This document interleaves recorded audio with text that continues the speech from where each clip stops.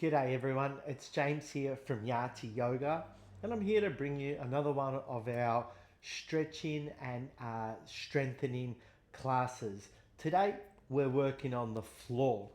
So again, if you've been coming to our classes regularly, you know the drill, what we need to have ready for us, and make sure you've got a water bottle and you're ready to do our class today.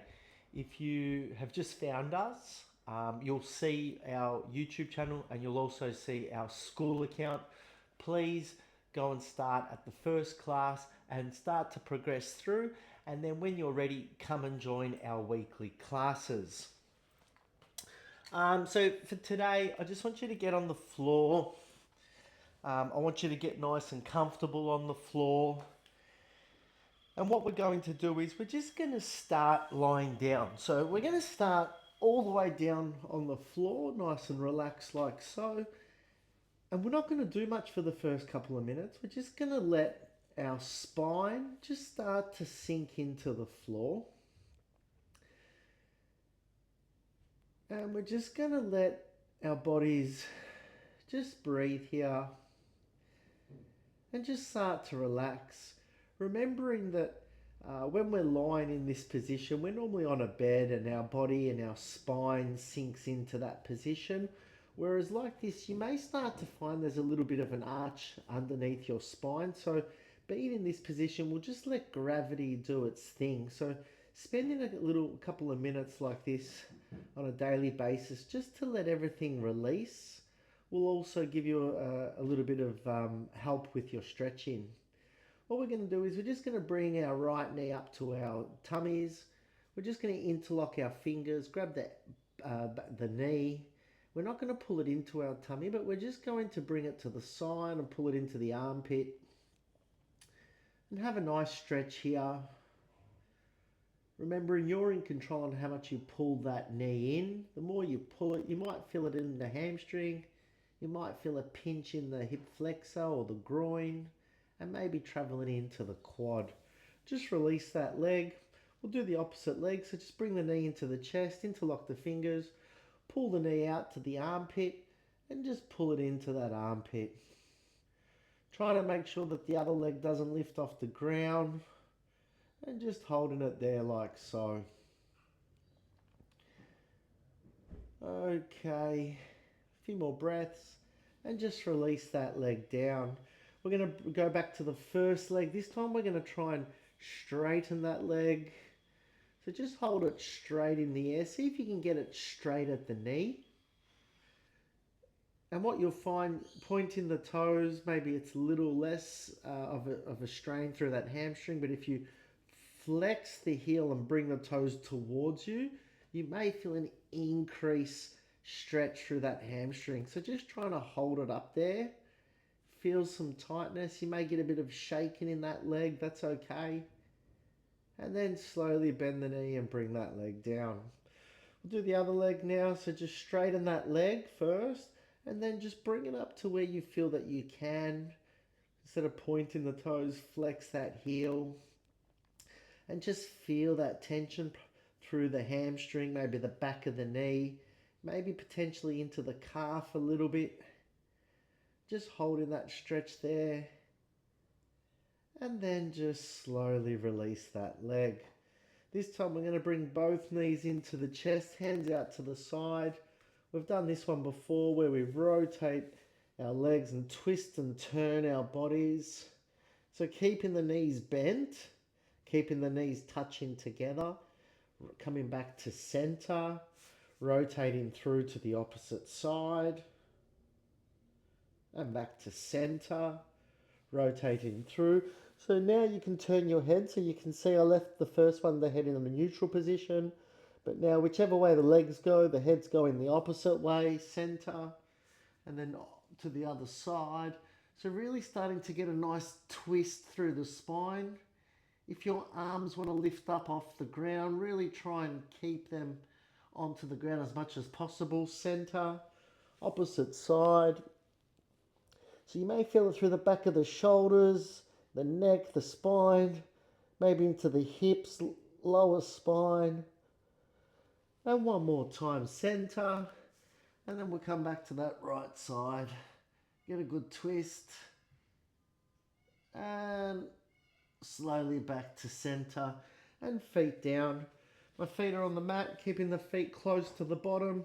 We're just going to lift our hips up.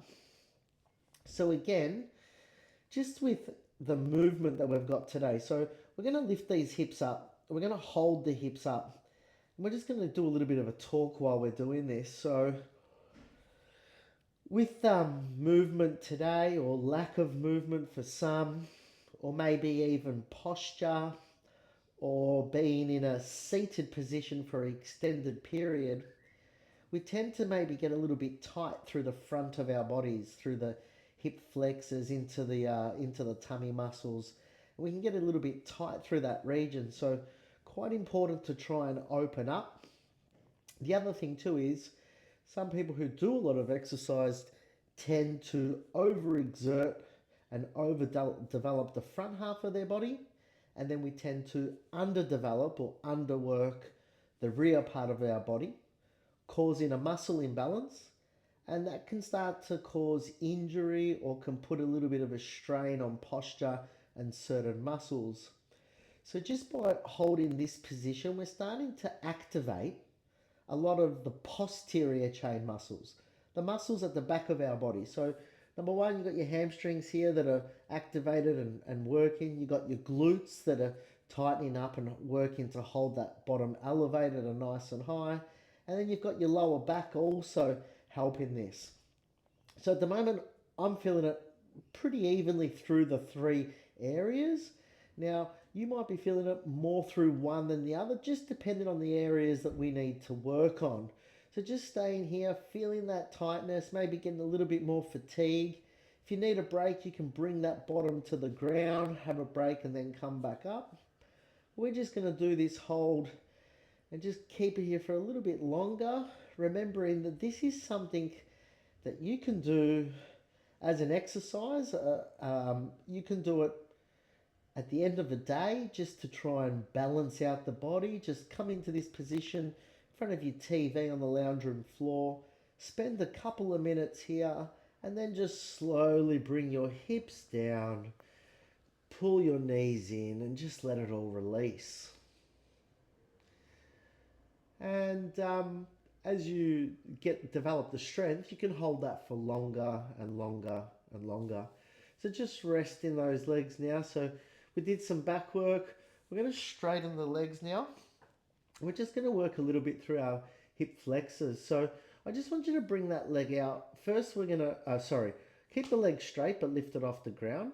And we're just going to do some small leg lifts. 2 and 3 and 4. Keep the leg straight. 5 and 6. The foot doesn't hit the ground. 7. Small lifts. 8 and 9 and 10. If you need a break, have a break at 10. Otherwise, we're going to try and push through to 20. 13, 14, 15, 16, 17, 18. 2 to go. 19 and 20. We're going to keep that leg up. You're going to turn it out to the side. So now we're starting to feel a bit of tension through that groin. So we've brought the leg out to the side. We've turned the foot instead of being straight out onto the side. So it's now the inner groin facing the ceiling. We're going to do that same movement, that same leg lift. 2, 3, 4, 5, not touching the ground. 6, 7. Make sure both glutes are on the ground. 9, 10, 11. Feeling tension maybe through the groin, inner groin. 13, 14. If you need to have a break or to stop, you can stop at 15. Otherwise, push it through. 18, 19, and 20. Slowly bring the leg in, turn the foot back and rest that leg. So you feel some heat through that hip flexor groin area. We'll do the opposite leg. So left leg lifts up just off the ground and we do our 20, 19. You stop when you need to stop. Breathe in throughout. 14 and 13 and 10. Keep it going. 9 and 8 and 7 and 6 and 5, 4 and 3 and 2 and 1. you can have a break and release that leg. Otherwise, you can keep that tension just to create more resistance for this second set. Bring the leg out to the side, turn the foot so that the inside of the leg is facing the ceiling, and then do our leg lifts again. 2 and 3 and 4 and 5 and 6. The other hip wants to lift off the ground, but that's where you need to control that. 9 and 10, and really try and focus to hold this body very still. It's a very small movement. 14, if you need to stop, you stop at 15. Otherwise, we push it through. 17, 18, 19, and 20. Turn that leg back to center, turn the foot, and bring that leg down. So you can see that we've done a fair bit of lower leg work. We're slowly going to come up onto our bottoms now. And we're just going to have a nice forward hamstring stretch. So have the hands by your side. Keep your feet together, knees together. And we're just going to walk our hands forward. Pull your toes towards you. And just hold that position forward. Feeling a nice stretch through your hamstring. And breathe. And breathe. Couple more breaths. 3 and 2, 1, and release. Okay, we're going to come over and turn over onto our tummies. Remembering that when we're doing our stretching, whether we do it standing or on the floor, we tend to do a fair bit more stretching probably with our lower bodies. That being said, we probably do use our lower bodies a little bit more than our upper bodies. Yes, we use our arms for push and pull, but our legs tend over time to be used quite a lot. So keeping those legs in a good way, keeping them stretched, keeping them flexible, and keeping them strong will lead through the body as well. Okay, so we're going to come onto our tummies. So very simple. Lying on your tummy. And what we're going to do, we're just going to keep working with some stretches. So hands by your side, feet together. Just trying to lift up. And we're trying to let your hips drop to the ground. And we're just trying to pull those shoulders back. So just feeling a nice big stretch through the spine. But you may also feel a stretch through your tummy muscles. And that's one area that we probably tend not to stretch is our tummies. But our tummies have muscles just like the rest of our bodies. So if anything, we really need to look at doing that as well. From here, 2 options. If you've got the strength, you can lift hips up and come back bottom to heels. Or if you don't have the strength, you can come back down, then lift the bottom up, and then slowly wiggle the bottom back a little bit easier with a little bit less effort. And then we just come back into this position here. Let the arms out and stretch, forehead down to the ground. And breathe. And breathe. And then slowly come forward, hips down and body down. Bringing your hands underneath your chin. We're going to keep working on some strengthening exercises today.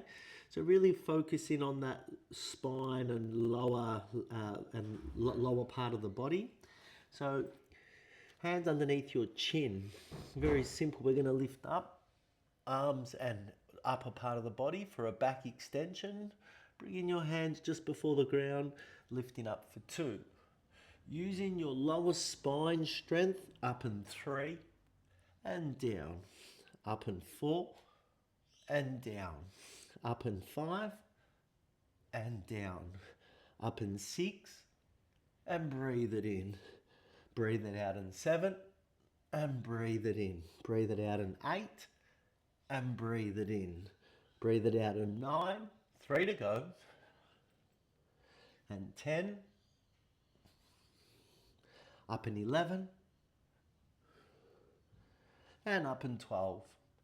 Very good. So we did our spine. Now we're going to work into our glutes and into our hamstrings. So very simply with this one, we're just going to lift left leg up. you're going to not point the toes, but flex the heel. And you're going to see my thigh, very small lift off the mat. So there's that lift. That's the distance that we want to create, very minimal. And we're not going to let the thigh drop all the way, the resistance back into the floor. We're going to hold that leg up and just do a really small movement. 3 and 4 and 5 and 6, controlled. 7 and 8 and 9 and 10. So working through hamstring and glute, bring that leg down, try it on the other leg.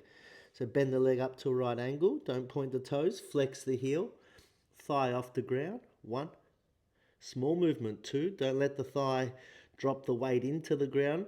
And 4, hold that resistance. 5 and 6, 7 and 8 and 9 and 10. Okay, very good. We're going to go a little bit harder now. So this time, you bring your hands underneath your thighs with your palms into your thighs, and this way your palms can actually push into your thighs to help you lift those legs up. What's going to happen, there's going to be a slight bend at your knee. We're just going to squeeze our glutes, use our hands to push into the thighs. 3, keeping your chin on the mat, and we're just trying to lift those legs up. And 4 and 5. Small movement, controlled movement. 7 and 8 and 9 and 10. How did you go with that one? So that one's a little bit harder, but that's super for the lower part of the body. Works through hamstrings, glutes, and spine. The next one we're going to do is we're going to combine our arm lift and upper body lift with our lower body lift to create a full body lift. I like to call this like a Superman. So we have our hands out to the side and our legs are straight. And we're going to lift arms up, legs up, head up, body up. So it's going to be a lift up like so, full body lift, and come down just before the ground. Up and 2, and just before the ground. Up and 3, and down. Up and 4, and down. Up and 5, and down. We're going for 10. 6, and down. Up and 7, and down. Up and 8, and down. Up and 9, and down. Up and 10, and down. How's that? So, again, working through the posterior part of our body, really trying to wake up muscles that we tend not to use as much, but they are vitally important with our posture and keeping our bodies free from injury and free from pain.